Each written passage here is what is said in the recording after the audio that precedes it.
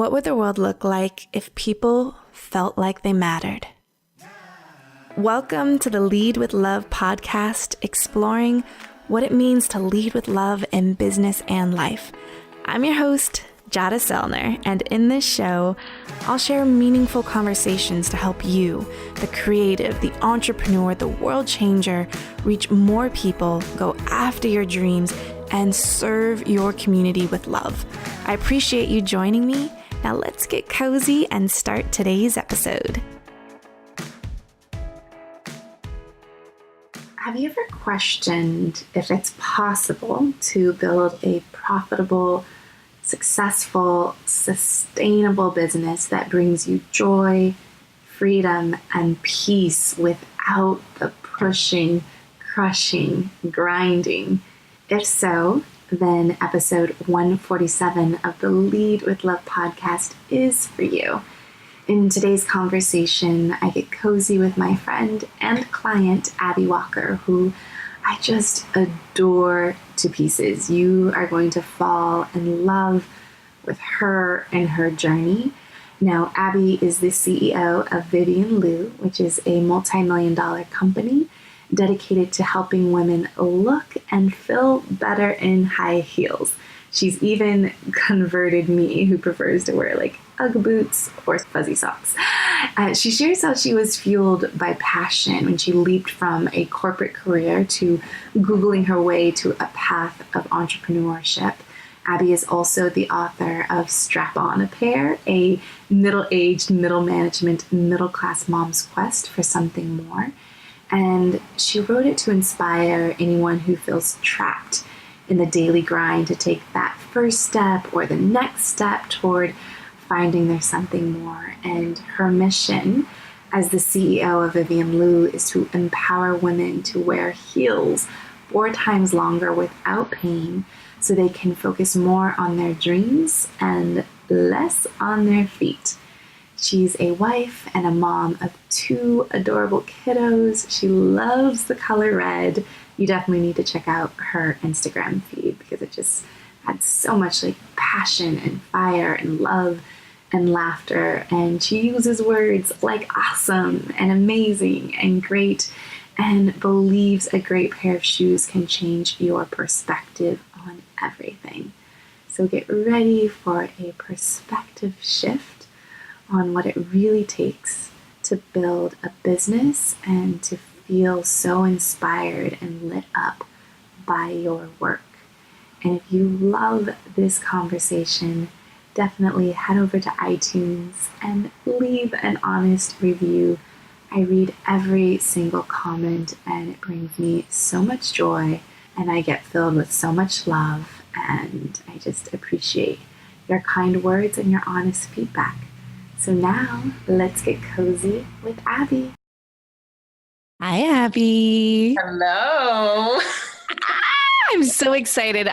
We were just talking before this and just really I have so many questions for you. And I know that I get to, I think we're in our 3rd year of diving, our 2nd year, but our 3rd round of being in a coaching relationship. But I'm you're the expert over here. I just want to sit in and soak up the goodness of what you've built and created. But I always like to kind of dive into how we first connected. And I know our first connection, was having a conversation about you working with me. And I'm just curious, what was the dot that got you to where we were in conversation together about working together? Well, it was so funny because originally, I think I was drawn to you because of Simple Green Smoothies and the community and the momentum you were able to build around and behind that brand. But as soon as we connected, it was so much more than that. And, we've rarely tapped into that part of the business. But I think it was just your insight and your intuitiveness and just the way you could kind of read what I needed and the guidance that I needed from just the way I operated the business and kind of the advice I was seeking. Yeah. And was it Nikki Elledge Brown or somewhere? I was just really trying to I was what was the dot of how, yeah. Yeah. I honestly don't know. I saw you I don't know. I know you had worked with Todd Herman in the past. I had followed Nikki Brown, so I know that you guys were buds.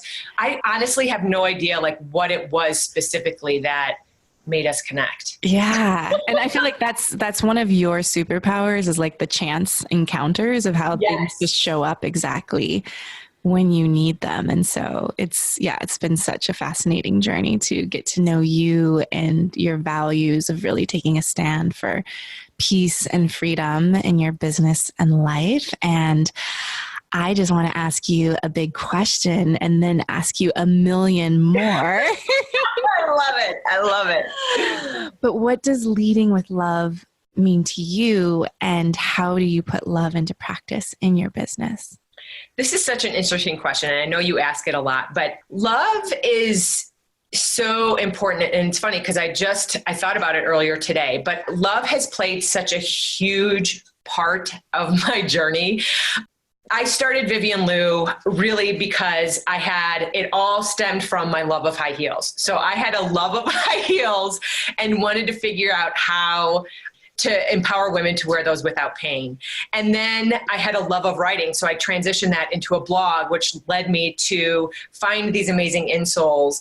And along my journey, I feel like I've fallen in love with the concept of failure, which has allowed me to grow and expand in so many different ways. I used to fear failure. And as I've kind of grown as a business owner, I've learned to love failure because I feel like there's so many lessons in those failures. And, I think as a business owner, you fall in and out of love with your company just based on where you are and what season you're in. But I'm always so incredibly grateful for the love that I have of the product, for the love of my customers who write the most amazing reviews. And even the people who don't necessarily love my product, they're very kind in the way we operate and all this kind of stuff. And I truly have a love for my support. So I don't have any formal employees, but I have the most amazing contractors. I have an amazing fulfillment center. I have an amazing customer service team. And so I don't know. When I look at leading with love, I am just so filled with love for my company and the people that I work for and with, that it's just kind of all embodying in this Vivian Lou journey.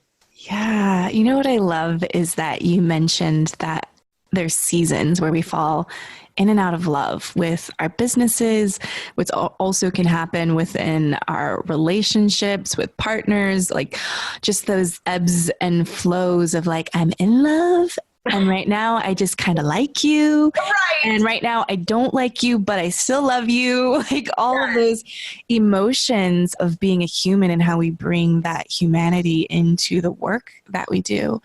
And I'm curious if there was a season of a time where you were not feeling in love with your business, and how did you pull yourself back into really connecting with that?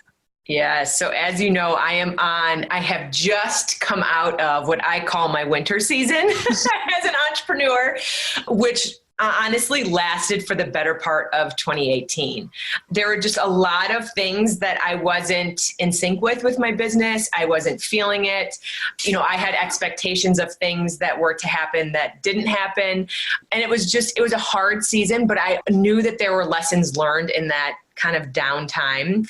And I think the biggest thing as an entrepreneur is not to close any doors. So it would have been really easy for me to kind of put the blinders on and continue with the motions, even though I wasn't necessarily happy. But one thing that I think helped get me out of that was I was always open to new partnerships, new ideas, looking at taking the company in a different direction, and kind of exploring different ways to fall back in love with the company. Yeah. And I think that's like what love takes, right? That there's this work and not giving up. Yeah. And is there a specific moment that you can take me to in the winter of 2018? And then we're going to rewind way back to how we went from corporate to building this company. But was there a specific moment where you really pulled that lesson out for you to fall back in love, or to fall out of love and then back in love? Yeah, there really wasn't a specific moment. There was Honestly, one of the things that helped pull me out of my winter season was I engaged in a partnership with an affiliate marketing group. And at first glance, it wasn't necessarily the best or most profitable arrangement. But one of the things that it made me realize was, in Q4, they generated 50% of my revenue, which was amazing. And it opened my eyes to the possibilities of what Vivian Lou can become. So if they can do it, I know I can do it. And so it wasn't like this business it has reached its growth potential. It kind of opened my eyes to what could be and what I could make it be, because they were able to do it. And if they were able to do it, I know I have so much more passion behind it that I can take it and grow it more exponentially, if that makes sense. Yeah. I love that. The event in and of itself wasn't mind-blowing or like completely transitional, but it allowed me to see what could be for this company.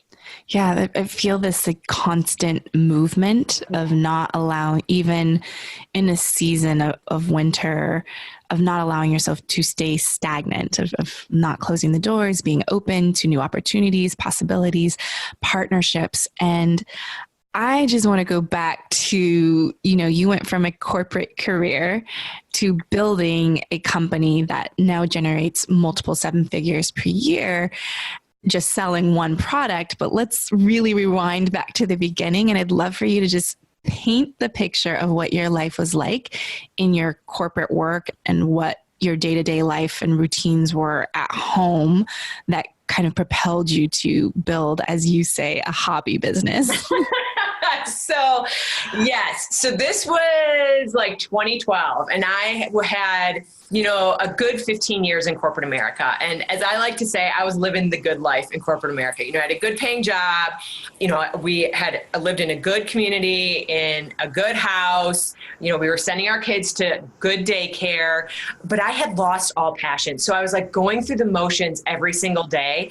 And it was killing me inside. Like I had lost all desire and passion and fun.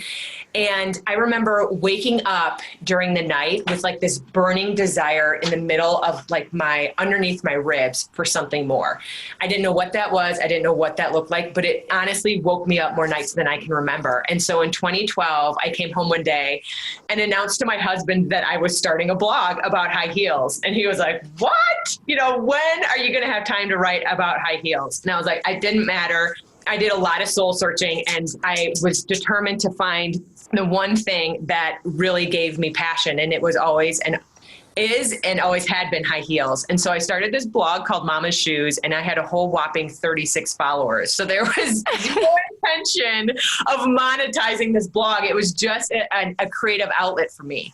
And, I would post it really infrequently, but it was a lot of fun. And I did this for a couple years. And then in 2014, I was doing market research for the blog post and other things that I was working on. And I am sure I had put in how to wear high heels without pain a million times before. But for some reason, on this particular day, this particular Google search, a forum popped up where an online forum where 2 women were talking about this insole called Insolia. I was like, why have I never heard of this product? I write about shoes. I wear high heels every single day. Why have I never heard of this product? And so I am a total introvert. And so it took all of my courage and all of my guts to actually pick up the phone and call the chairman. But I did it. I was on a mission to figure out why I'd never heard of this product. And I called him. I was like, why have I never heard of your product? His response was simply, we're a bunch of MIT engineers that don't know how to market this product to women.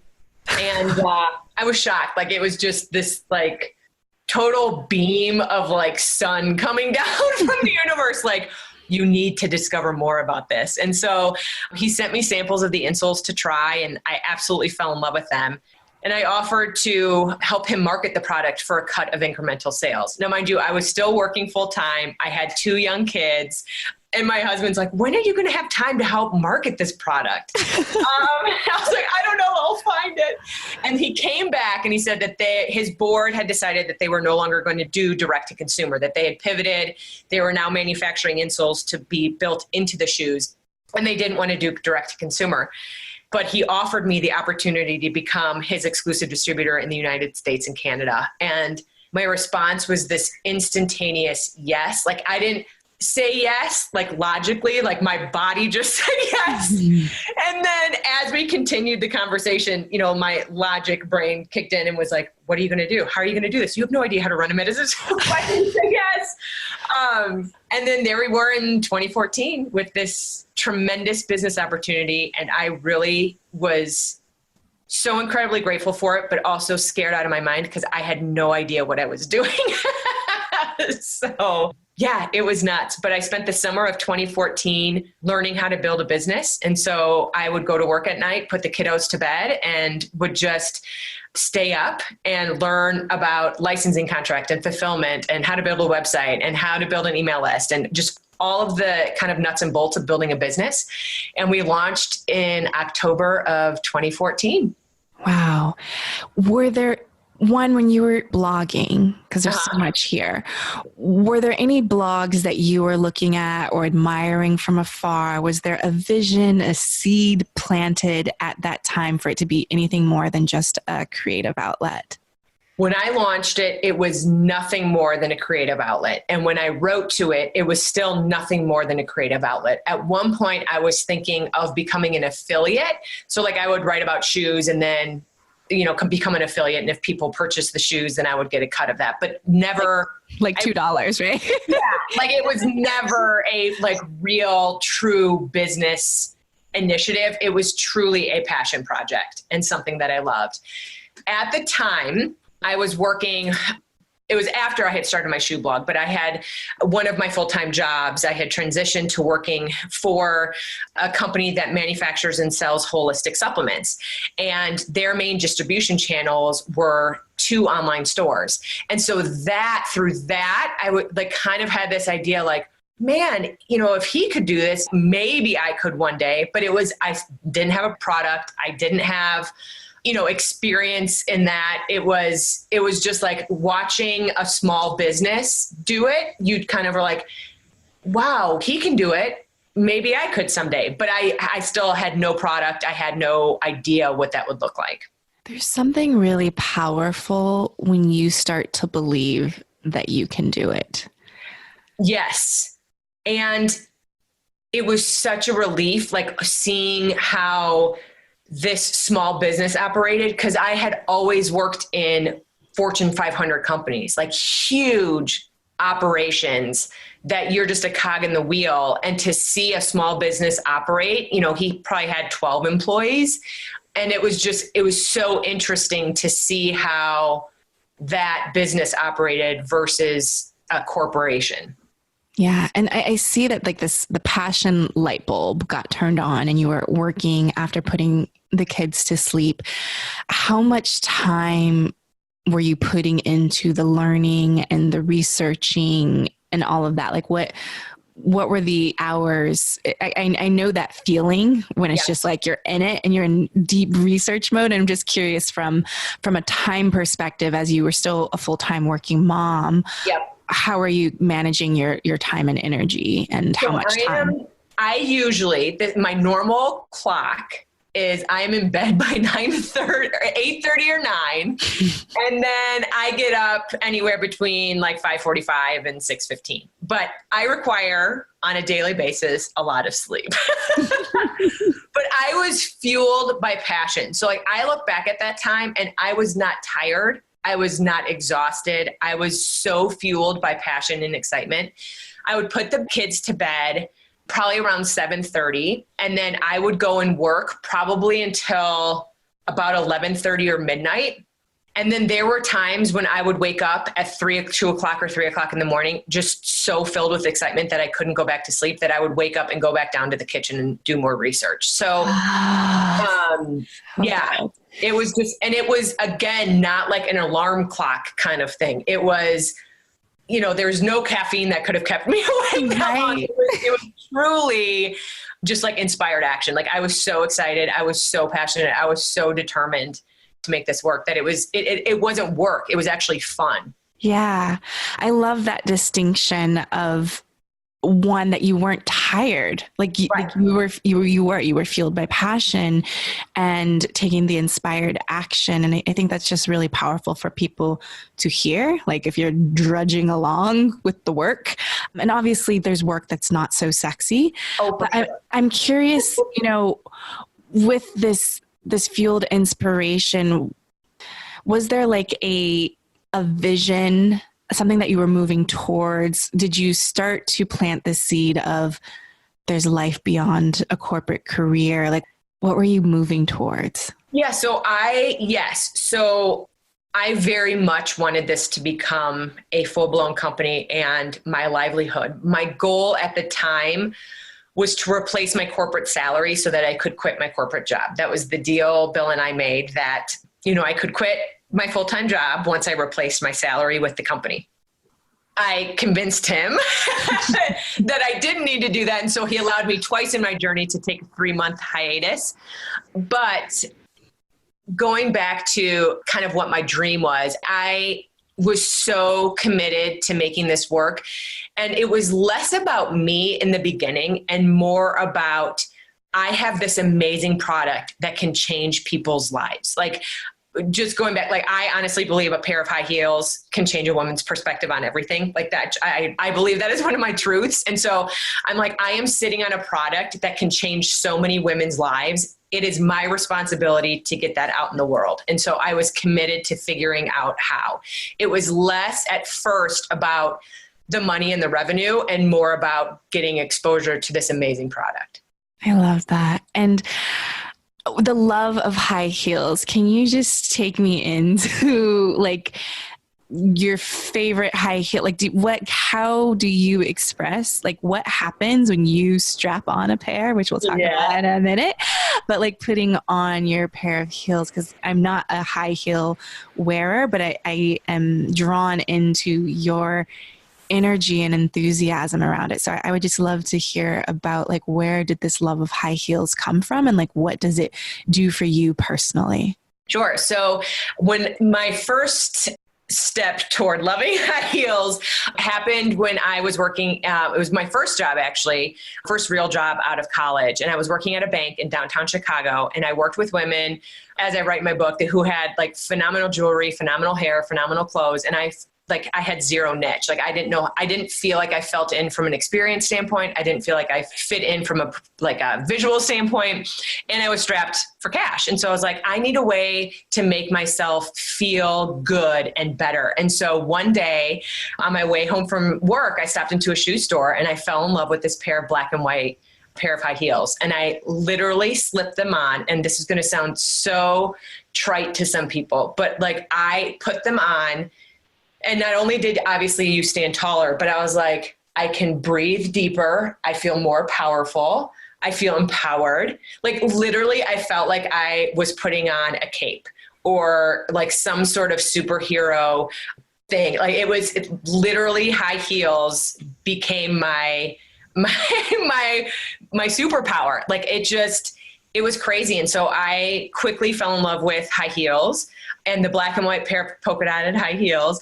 I wore them to work the next day, and, people started to notice my outfits and my shoes and, all these sorts of things. I'm like, I have found my niche. And so I continued to push the edge as to what I could and should wear to a corporate job, like colorful, the height, all these sorts of things. But shoes just have been and always will be my thing. Like, I put them on and I don't feel different. I feel more me, if that makes sense. It makes so much sense. And you have sold me. I'm like, I'm going to the store. I'm going to find some cute heels. I don't know why. I just never have got, but like, I want a superwoman cape. I know. And I know for some people it's bright red lipstick. I know for some people it may be a big piece of jewelry or something. But for me, it is without a doubt high heels. Oh, I love it. I'm already brewing with ideas for you. We could talk about in our solo conversations around some marketing ideas just around that. So we'll pencil that for later. I'm curious, during this time of building, you believed in yourself. You had this inkling of like, I can do that. That's possible, which I think is, once you have that seed planted, you'll figure it out. The Oh, for sure. comes. Like, I know it's like, if no one else believes in you, but if you believe in yourself of like, I can do that, or I can do that better. Like, I know when I start to say those things, I'm moving in a direction. Was there anyone during this time as you were researching, studying, that knew what you were up to besides your husband, that like was really in your corner, that was believing in you as you were still figuring things out?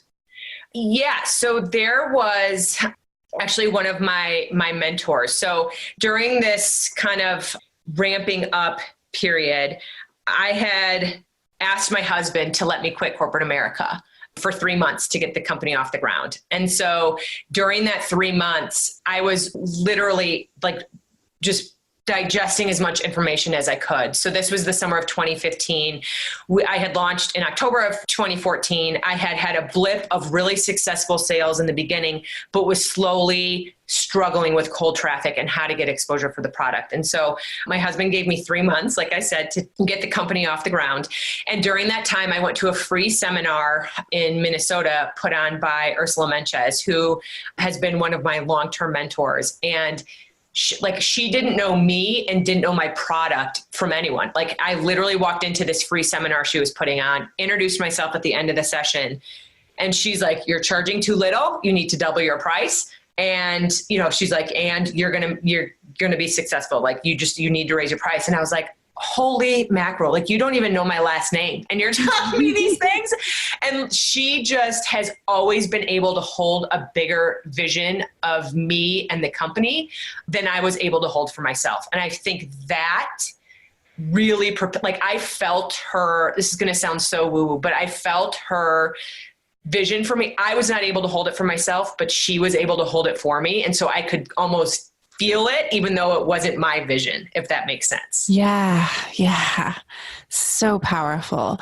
And one thing you mentioned was there were 2-3 month sabbaticals from corporate. So tell me about that. So summer of 2015 was the first, and I had convinced my husband that I needed to focus 3 months just to get the company off the ground. And he said, that's fine. But after 3 months, you're going to have to go.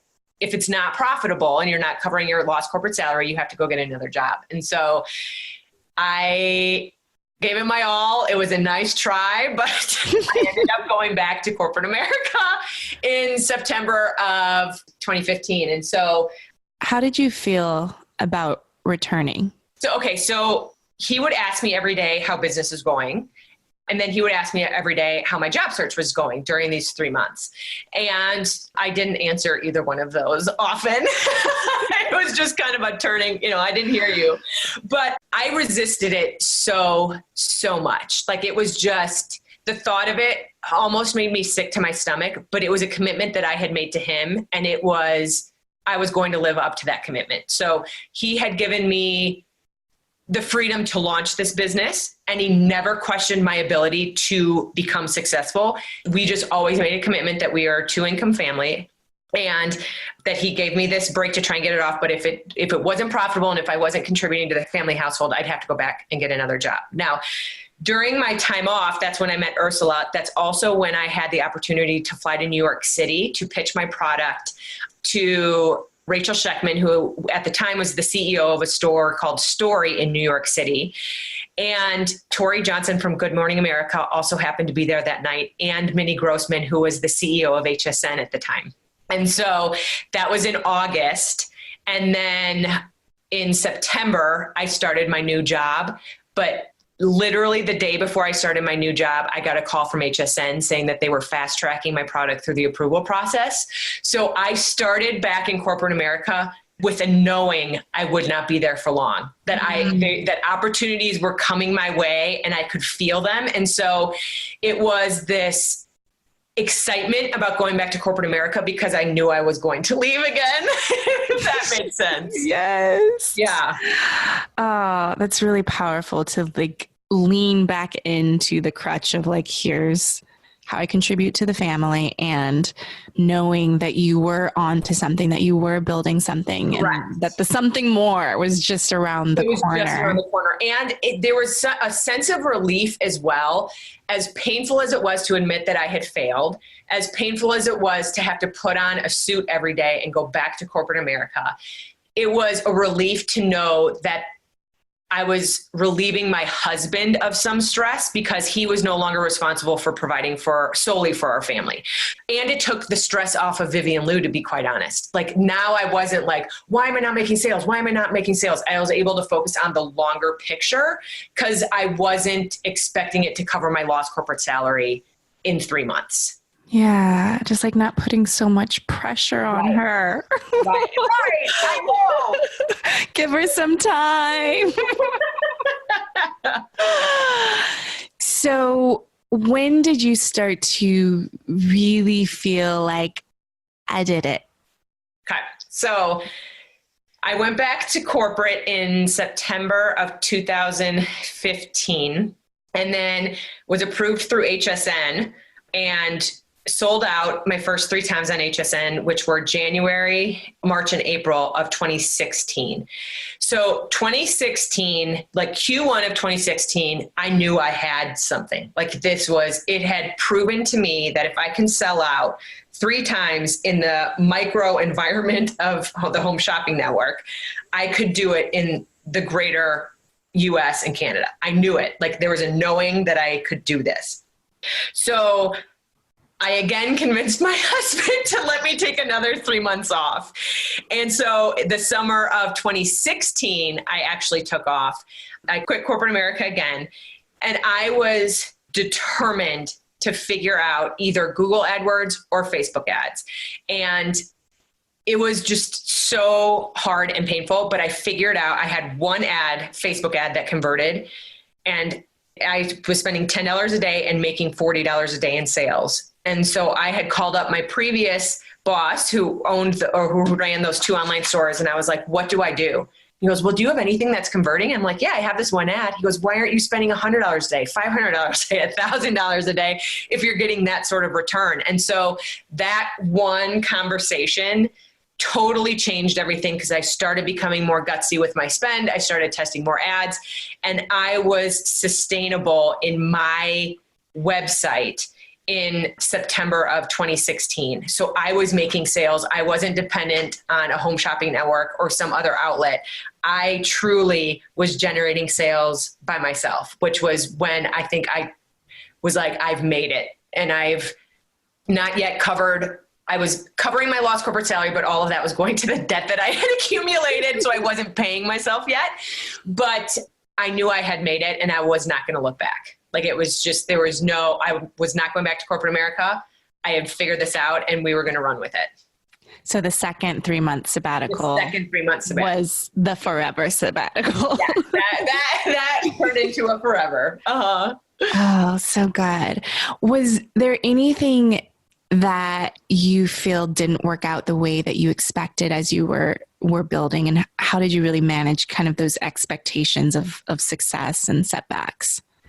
Yeah. And so, yes, my biggest disappointment was, this is going to sound so weird, but early when I launched Vivian Lou, I had covered my expenses in the first 3 months. So when I inherited this direct to consumer business, I was also handed a list of email addresses from women who had expressed interest in the product over the past 10 years. And so I was able to mine that list and cover the investment in the initial launch. Come January of 2015, I had exhausted that list, and it was up to me to generate cold traffic.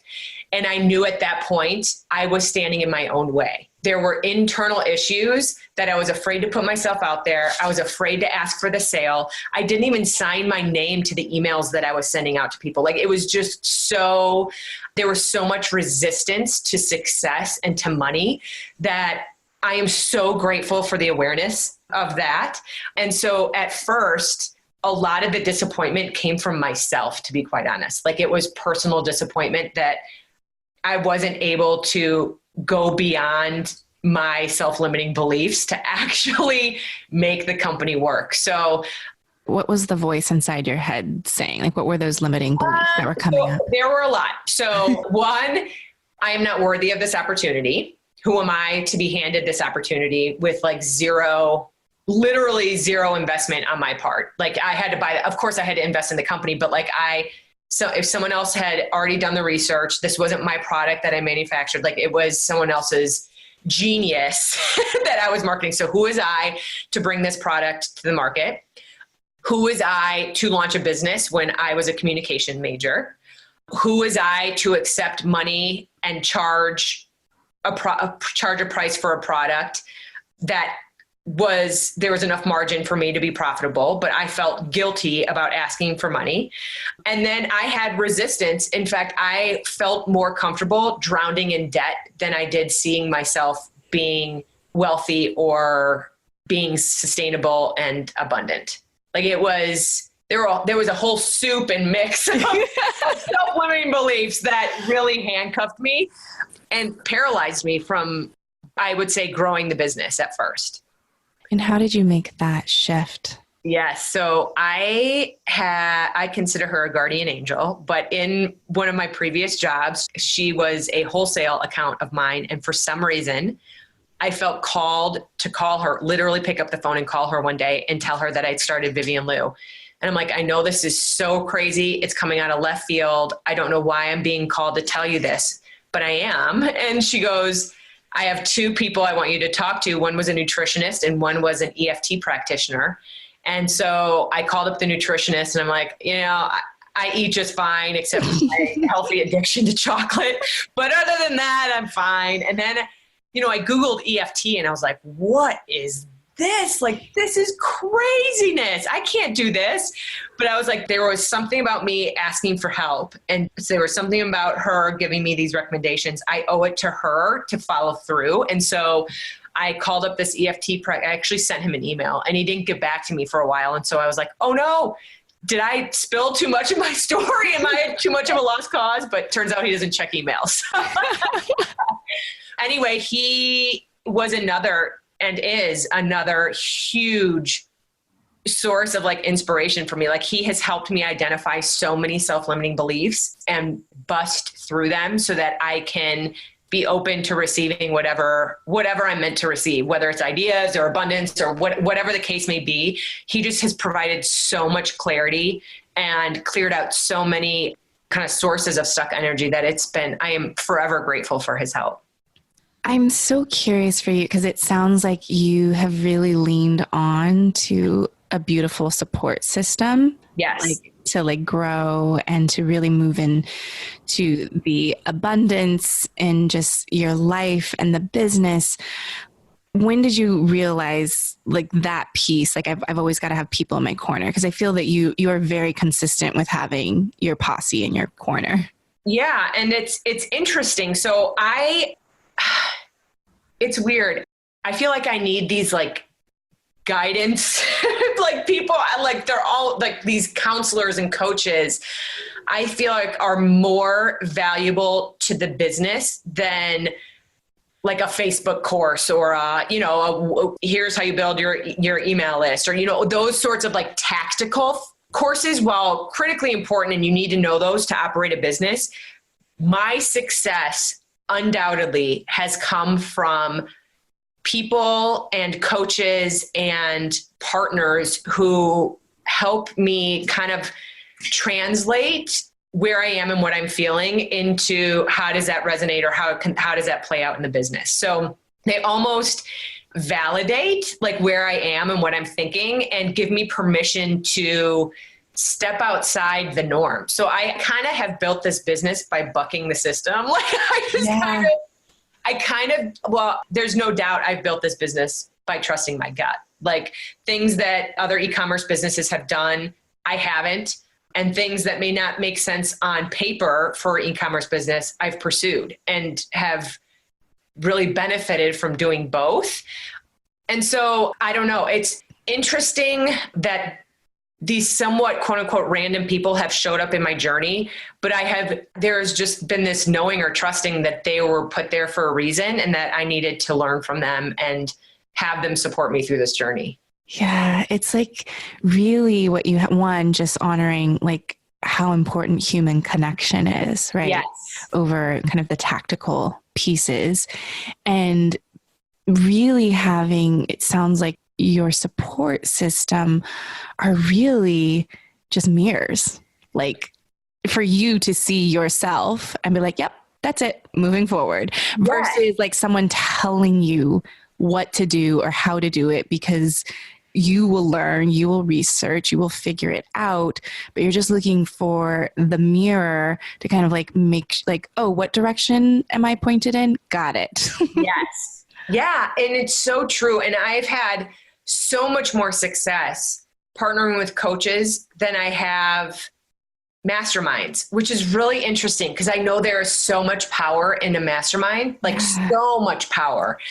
And the masterminds that I have been in that actually have been most beneficial are with people completely doing different things than I am. So it's not like other e-commerce or female run businesses, or, you know, it's people in totally different realms of business and life and whatnot. But I've learned so much more from those, which is so weird to me, than sitting with peers, I guess. Yeah.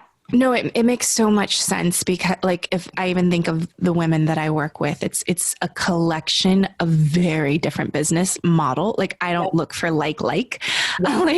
because in a mastermind experience or wherever, it's like we want to look outside of our industry and not just copy and emulate, but we actually want to innovate. And there's something very powerful in borrowing from other industries to kind of disrupt the one that you're in, but also, you know, some masterminds are kind of in that place of like, follow the system, follow the steps, versus like a coach or a mentor or guide, which can happen within a mastermind of like, come back to you, you know, the answers, you know, that doesn't feel good. You know, that's like, we get to release that project so you can move in this direction, because that's where your heart, that's where the fuel and the passion, like all of that's stemming from, because that's where the creativity and the action comes from, is when it's like, it feels right. And I know you and I are both in that world of like, we can't explain it. It just doesn't feel right. I just know it. So I think that's really beautiful and really powerful. And also to know what works for you, because some people get encouragement from certain things. And I know for me, and whatever room, coaching, mastermind that I'm in, I'm always like, guys, I don't need any strategies. I don't need any business plans. I just need permission to do this thing, to go this other way that my heart is pulling me towards, but my marketing strategic brain says I should do this. So all I'm looking for is permission that the thing that my heart wants to do is like, okay, cool. I think that's it. Like, I think what has been most beneficial of partnering with these like coaches and practitioners is really them giving me permission or validation that trust your gut. If you are feeling a certain way, go for it. You know, and yeah, it's just interesting versus no, on paper, this is what you should be doing. And this is how any good e-commerce business grows. And, you know, it's more logical versus in a mastermind, I feel like sometimes, versus like intuition and just following and trusting your gut. Yeah. Is there an example where you bucked the system, like it didn't make sense on paper, but you followed your heart anyways, and it worked out? Yeah. I mean, there are a lot of examples of that. Just the way I originally ran my Facebook ads was totally against the grain. And like, you were not supposed to go from $100 a day to $500 a day spent. Like, it's all incremental. It's all, you know, you need to help like let the algorithm run. And I did it. Like, I literally went from spending $100 a day to $500 a day to $1,000 a day in a week. And the cost per acquisition, the cost per order went down, which is unheard of. Sales were going through the roof. I mean, it was just, my gut was telling me I needed to do it and I wanted to ramp up fast. And so I just did it and it worked out. So like, even like very scripted methodologies, I have just like, nope, I'm just going to do it my way. And it has worked out. Then I don't know, like this partnership with this affiliate partner that I engaged in earlier this year, or excuse me, late last year, on paper, it just on some levels didn't make sense. And even still, some advisors are like, you need to own that traffic. This isn't a good long-term partnership, all of these sorts of things. And in my heart, I'm like, no, there are lessons learned, and whether or not it's quote unquote wildly profitable engagement, it may not be, but there are so many lessons learned in that partnership that I am so incredibly grateful. So there have been some advisors who have said, you'll probably want to cut off that relationship sooner rather than later. And I'm like, no, there are still things I know I need to learn from this arrangement. I love the way that you value learning. Like you see that you can get other benefits from an engagement, from an opportunity, from a project, from a partnership that's not always a monetary gain, even at first, right? But that it will lead to that. And I just love the way that you really lean into valuing the lesson and the insight that you're getting from it. It's like your brain is like formulating all of these things. And I just had this vision of like little Abby getting into trouble and like going rogue and like, or like someone who's like gambling and like, I'm putting all the money in, and just like, I don't know, it just feels so fun and so light and playful. And I just think it's really beautiful. Yeah. And it's so funny because as a child, I never bucked the system ever. And so maybe this is like a bit of my childhood coming out. Like I'm just being super naughty. Right. We were just talking about this too. Yeah. But yeah, it's interesting because I trust my gut more than I trust spreadsheet or paper, honestly. Yeah. And, it's, knock on wood, has served me really well thus far. Yeah. Are there any habits or rituals that get you into flow, into creativity, into action?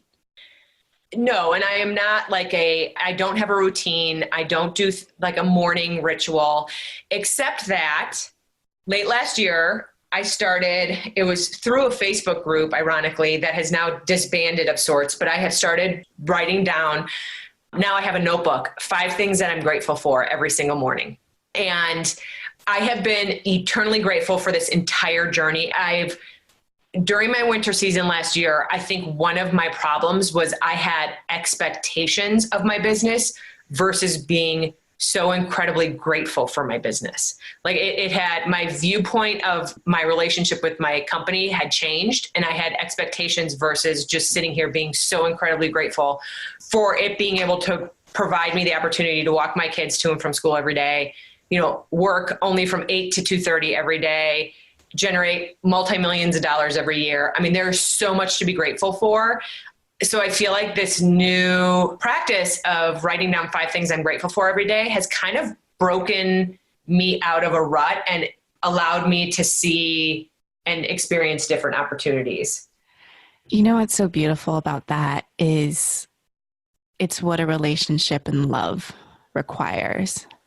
For sure. Appreciation. For sure. Right? So I just think that's really powerful. And I love that you're like, I don't have any routines or morning routines because like I've gone in and out of morning routines, but that is not what creates a successful business. Like, there's we all have ways and tools to sustain our sanity and our inner peace and all of those pieces. But I think that there is a lot where people who might be in the building starting phase feeling like, I just can't get the morning routine in, or I can't do this. And so then that is why I don't have a successful business. I'm just curious. Yeah. I mean, you read all these like Forbes articles and entrepreneur articles that are like the 5 must-have habits of any successful entrepreneur. And I'm like, nah, I don't do any of those. Nope. One thing is, I also think that there's been a shift too.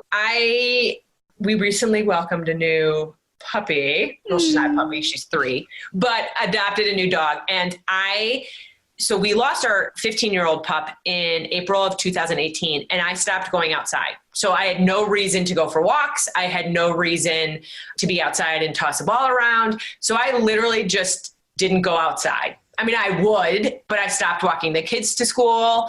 I did not go outside and move my body. And I will tell you, some of my best ideas and some of my most crystal clear ideas happen when I am mindlessly walking the dog, whether it's in the morning or at night or at lunch, it doesn't matter. Like just being outside and knowing the path I'm walking so I don't have to figure out where I'm going. It's just like a mindless walk. Like that is when some of my best and most crystal clear ideas formulate. I love that. And I love how it's like this subconscious habit that was happening. And it's like, oh, that's not here anymore. Yeah. Yeah. Super. So I kind of look at this dog as like a business expense. Like, right. She's your mascot. She's your mascot. One thing that I'm curious about is, were there any books that you were reading during these seasons of building a business that really turned light bulbs on for you and propelled you into action? Yes. And it was one specific section in Big Magic.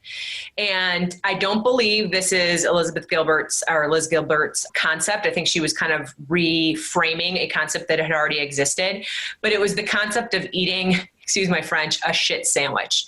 And so it's the work you have to do in order to live the dream you want. And so I think she was mentioning this in relation to being a writer and having to work sometimes side jobs or whatnot, and not putting pressure on your art, because your art should always be your love and what you want to do and what you want to come home to do. And so it was interesting to me that I looked at my corporate America jobs when I had to go to and from.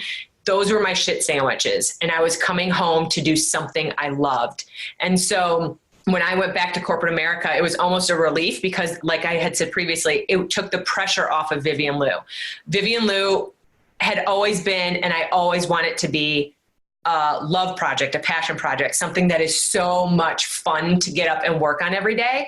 And when I was saying, and even early in 2018, when I had expectations, like, I want you to make this much a month versus let's see what we can do this month that's kind of bucking the system and have fun. Those are two totally different approaches. And so, but when I had to go back to corporate America and it was this kind of grind, it was Elizabeth's Big Magic book that literally changed my life. I love that book so much. And I know. Hearing her voice in my ears, I'm like, yes, yes, yes.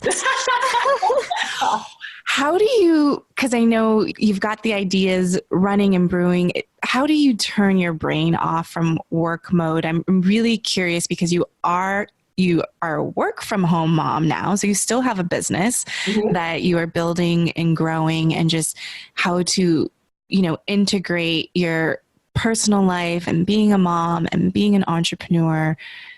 Curious about how that all works. I love my business and my potential future businesses so much that I think about them all the time. I wouldn't say it's an obsession, but I would just say I think about it all the time. And I love thinking about it, and it doesn't stress me out.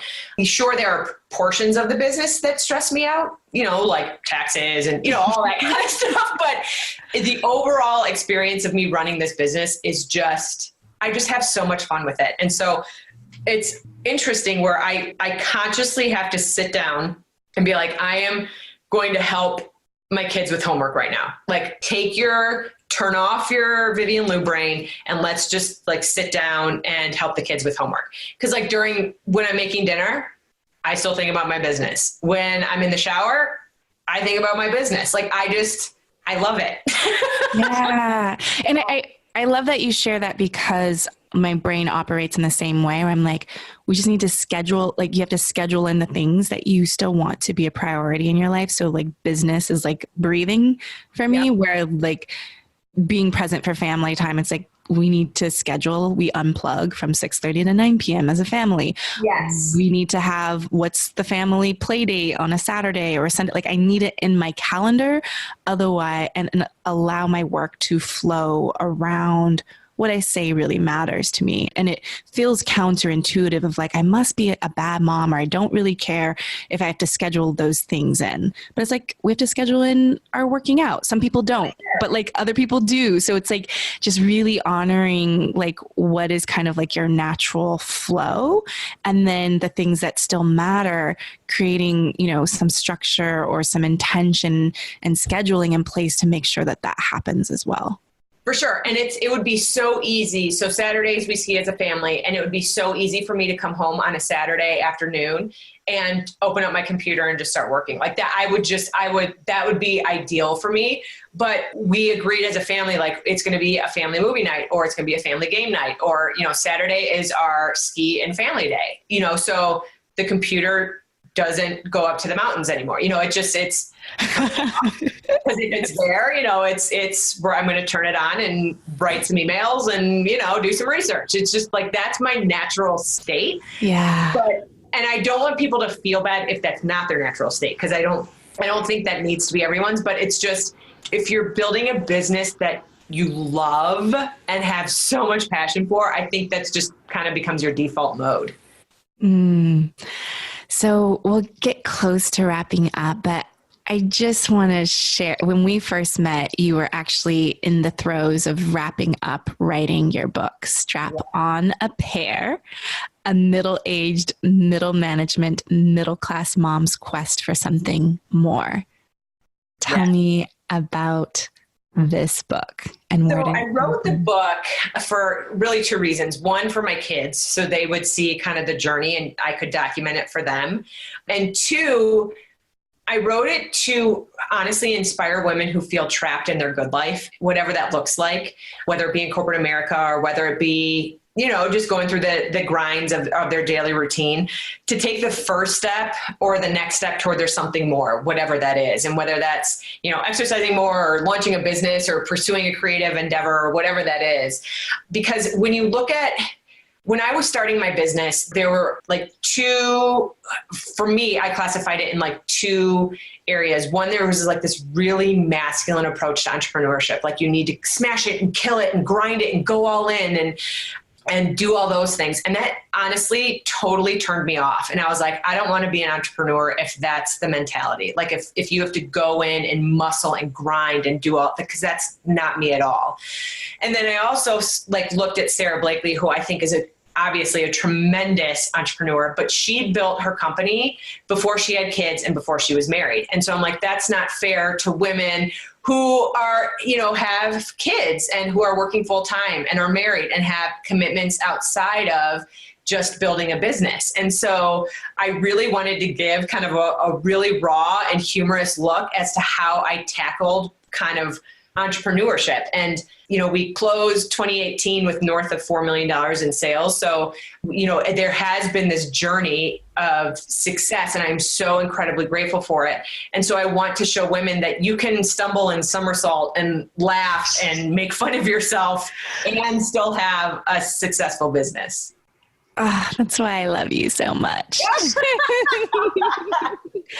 And I'm going to link to, I have a copy of the book and I'm going to link to it in the show notes because I was looking online and the Kindle version, and you have an Audible version of it too, which is amazing just to have Abby's voice in your ears.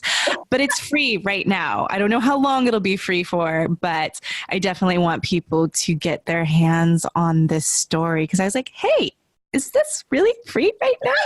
You're like, yes. Because you have really taken a stand, like a conversation that you always took a stand for in our calls of like, I am protecting my highest value of peace and freedom. Yes. And not allowing anything to compromise that as you build and grow. Yeah. I mean, money in the bank is great and top line revenue is wonderful and, you know, all of those sorts of things. But the way I've learned to sleep at night and have fun in my business is I don't do anything that sacrifices my peace and freedom. That is so much more important to me than any dollar amount. So my last question for you is there a dream, a desire, a wish that has not become a reality yet, like your unsung song, that you want to press play on in the future? Yeah, I want to launch a new brand this year. And I've talked about it and thought about it for a while, and it was never the right time. And my palms are sweating announcing that. I want to launch a new brand this year and see what happens. I want to test some new things outside of the Vivian Lou environment and see where we go.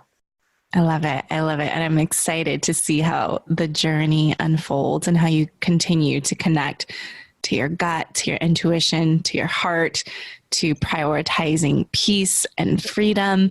And is there anything else we haven't covered that you'd love to share? I always just like to open this up if there's any last things that you want to say. No, just thank you for having me on today. And thank you for being a truly impactful coach and guidance counselor over the past 2 years. It's been an amazing journey, and I can't thank you enough for your support. Oh, I love it. And we'll continue our conversations offline, but I love you to pieces. I love your heart, and I love that you are truly taking a stand for we can do business where it's fun and when we're lit up and where we can still be with our families and do life. Yes, absolutely. Thank you, Abby. Thank you. Thank you so much for your heart and attention in listening to Lead with Love. If this message, leading with love in life and business, and remembering the humans and beating hearts behind the numbers and all of that good stuff, I would love for you to take the time to leave an honest review. It would mean the world to me, and it also helps more people find out about the goodness and helping spreading more love in the world, which we really, really need. So I would really appreciate that, and I'll talk to you soon. Bye.